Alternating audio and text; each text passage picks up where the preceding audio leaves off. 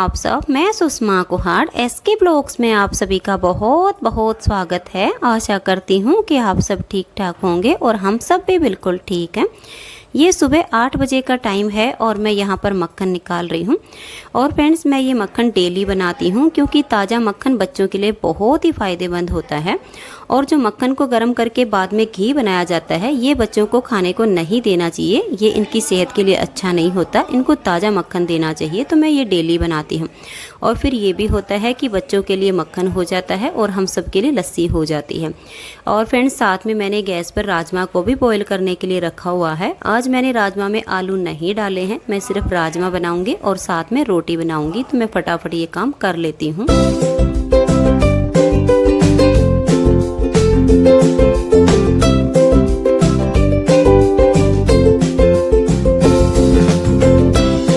से कल रात को 10 बजे जब इनके पापा जी दुकान से आए थे तो ये मौसम्बी और आम लेके आए थे, जो इन्होंने बाहर ही छोड़ दिए थे। और अब मुझे अब नहाने के लिए जाना था, तो मैंने सोचा मैं इनको अच्छे से वॉश करके और बाहर ही ढक के रख दूंगी। जब इनका पानी निचड़ जाएगा तो मैं इनको फ्रिज में रख दूंगी और जब ये ठंडे हो जाएंगे तो दोपहर को मैं इनका जूस बनाऊंगी।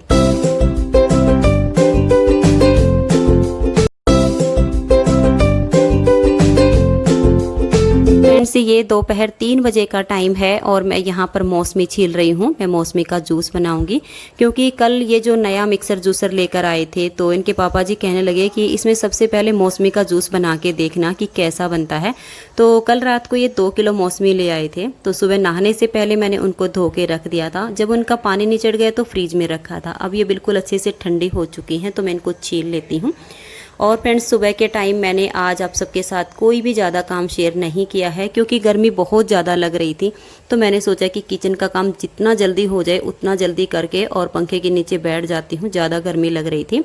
तो अभी मैं ये फटाफट मौसमी छील लेती हूँ और फिर मैं इनका जूस बनाऊँगी।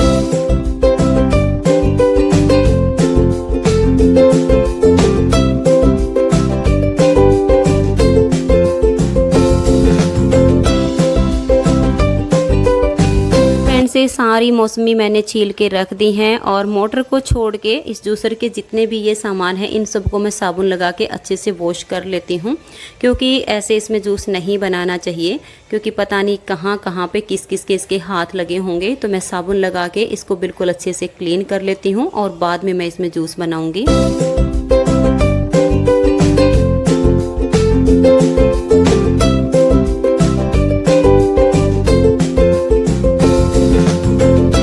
तो फ्रेंड्स, ये मिक्सी के सारे सामान को मैंने धो के और इसमें वापस से फिट कर दिया है। और ये जो मैंने मौसमी छीली थी, अब मैं इनको काट के और इसके बीच में जितने भी बीज हैं उनको निकाल लूँगी क्योंकि फ्रेंड्स, अगर हम इसको काट के ऐसे ही जूस बना लेते हैं तो जो इसमें बीज हैं वो अंदर ही पिस जाएंगे और जो हमारा जूस बनेगा वो बिल्कुल कड़वा बनेगा। और कड़वापन ख़त्म करने के लिए फिर हमें इसमें मीठा ज़्यादा डालना पड़ेगा जो हमारी सेहत के लिए बहुत हानिकारक है। तो इसलिए इसके बीज निकाल देने चाहिए। जैसे हम नींबू को बीच में से काट के और उसके बीज निकालते हैं, ठीक ऐसे ही इसके भी निकल जाते हैं। तो मैं ये सारे बीज निकाल कर ही इसका जूस बनाऊंगी। तो ये जूस बिल्कुल भी कड़वा नहीं बनेगा। और फिर जूस बनाने के बाद मैं इसमें थोड़ा सा काला नमक और 1 से 1.5 चम्मच मैं इसमें मीठा डाल दूंगी और थोड़ी सी आइस क्यूब डाल दूंगी। तो ये हमारा जूस बहुत ही अच्छा बन के तैयार हो जाएगा। तो मैं इसे बना लेती हूँ और काम से फ्री होने के बाद फिर आप सबके साथ बैठकर थोड़ी सी बात करूँगी।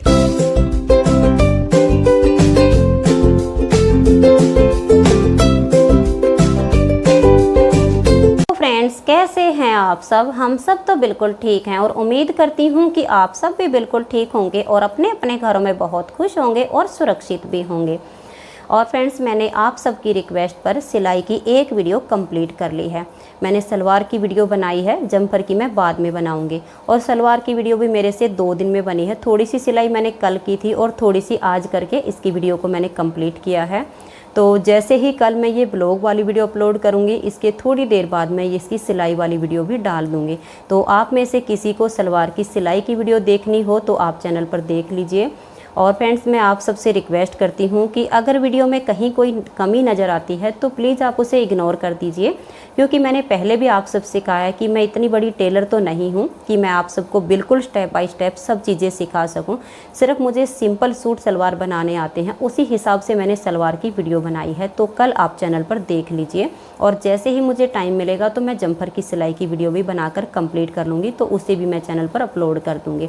और आपने मुझे वीडियो में देखा भी होगा कि मैं ज़्यादातर सिंपल सूट सलवार ही पहनती हूँ, ज़्यादा फैंसी सूट मैं नहीं डालती हूँ, तो उसी हिसाब के मुझे सिलने आते हैं। आप सबकी बार बार रिक्वेस्ट आ रही थी तो मैंने आप सबकी रिक्वेस्ट को कंप्लीट किया है। और फ्रेंड्स आजकल गर्मी तो बहुत ही ज़्यादा पड़नी शुरू हो गई है। इतनी गर्मी है कि ना तो दिन में ही चैन आता है और ना ही रात में ही चैन आता है। और हमारे यहाँ तो लाइट ने भी बहुत ही ज़्यादा परेशान करके रखा हुआ है। 1 से 1.5 घंटा लाइट आती है, 2 से 2.5 घंटे का कट लगा जाती है, और इतनी गर्मी में 10 मिनट भी लाइट के बिना काटना मुश्किल हो जाता है। वैसे तो इन्वर्टर लगा हुआ है, छत के पंखे चलते रहते हैं, लेकिन छत के पंखे की हवा का असर ही नहीं होता है, क्योंकि गर्मी इतनी है। पंखा चलता रहता है और साथ के साथ पसीने भी आते रहते हैं, तो पता ही नहीं चलता है कि पंखा चल भी रहा है कि नहीं चल रहा है। और सच बताऊं तो इतनी गर्मी में सबसे बड़ा काम लेडीज़ें करती हैं जो किचन में जाती हैं। और कुछ घरों में तो 3 टाइम का खाना बनता है, कुछ घरों में 2 टाइम का बनता है। जैसे हमारे घर में सिर्फ 2 टाइम खाना बनता है, सुबह और शाम। लेकिन कुछ परिवार ऐसे भी हैं जिनमें 3 टाइम का खाना बनता है, सुबह, दोपहर और शाम को। और जैसे 2 से 3 जनों का खाना बनाना हो तो भी जल्दी बन जाता है, लेकिन कुछ परिवारों में तो 6, 7, 8 इतने जनों का खाना बनता है। तो मैं तो सलाम करती हूँ ऐसी लेडीज़ को जो इतनी गर्मी में 3 टाइम इतने जनों को खुशी खुशी खाना बना के खिला देती है, क्योंकि ये एक बहुत बड़ी बात होती है कि खुश होकर खाना बनाया जाए। क्योंकि देखिए गर्मी है, खाना बनाना है, ज़रूरी बनाना है, लेकिन सबसे बड़ी बात ये होती है कि खुश होकर खाना बनाया जाए।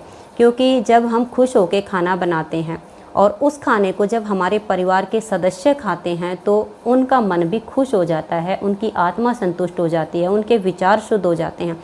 लेकिन अगर किचन में जाके और क्रोध मन के साथ हम खाना बनाते हैं कि मुझे ही क्यों करना पड़ता है ये सब काम, खाने वाले इतने हैं, बनाना मुझे ये, अगर हम इन विचारों के साथ भोजन पकाते हैं तो भोजन खाने वाले का मन भी अशांत हो जाता है और खाने वाला चिड़चिड़ा हो जाएगा। इसलिए हमें जब खाना बनाना हो तो अपने मन को बिल्कुल शांत करके और तब खाना बनाना चाहिए। और साथ में मैं तो यही कहूँगी कि हरि भजन करना चाहिए, भगवान को याद करना चाहिए। जब हम भगवान को याद करके भोजन बनाते हैं तो हमारे द्वारा बनाया हुआ भोजन प्रसाद बन जाता है, और जब प्रसाद को घर के लोग खाते हैं तो उन सब का मन संतुष्ट हो जाता है। क्योंकि सत्संग में कहा भी जाता है कि जैसा खावे अन्न वैसा होवे मन, जैसी पीवे दूधी वैसी होवे बुद्धि, जैसा पीवे पानी वैसी बोले बाणी। तो ये बात शायद कुछ लोगों को सुन के समझ में नहीं भी आएगी, लेकिन जो लोग सत्संग में जाते हैं, भजन करते हैं, कथा सुनते हैं, वो इस चीज़ को ज़रूर समझ सकते हैं कि ये भले ही 3 लाइनें लगी हों, लेकिन इनका जो अर्थ होता है वो काफ़ी बड़ा होता है। जैसा खावे अन्न, जैसा हम बना के खिलाते हैं, जिस मन के साथ बना के खिलाते हैं, परिवार के सदस्यों का मन वैसा ही हो जाता है, शांति आ जाती है घर में अगर हम शांत मन के साथ बनाते हैं। लेकिन अगर हम क्रोध मन के साथ खाना बनाते हैं तो परिवार में कलह कलेश होना शुरू हो जाता है। जैसा पीवे पानी वैसी बोले पानी। अगर हम किसी के घर जाते हैं और उस घर में हरदम कलह कलेश हो जाता है और वहाँ जाकर हम पानी पीते हैं तो भले ही थोड़ी देर के ही सही, लेकिन हमारी जो वाणी होती है वो सेम टू सेम बोलना शुरू कर देगी, उन्हीं के विचारों में मेल खा जाएगी जैसा कि उनके घर से पानी पिया है। तो पानी को भी अगर हम किसी के घर जाते हैं तो उसे हाथ में लेके और 2 सेकंड के लिए ही सही भगवान को याद करके और तब उस जल को ग्रहण करना चाहिए, ताकि उस जो जल की वाइब्रेशन होती है वो चेंज हो जाए और उसमें भगवान के नाम का सिमरन का जो जाप है वो आ जाए। तो फिर उस पानी के जो गुण हैं वो अच्छे हो जाएंगे और विचारों में कोई भी प्रभाव नहीं पड़ेगा, हमारे विचार शुद्ध ही रहेंगे। अब जैसी पीवे दूधी वैसी होवे बुद्धि, इसका तो बहुत ही बड़ा अर्थ निकलता है।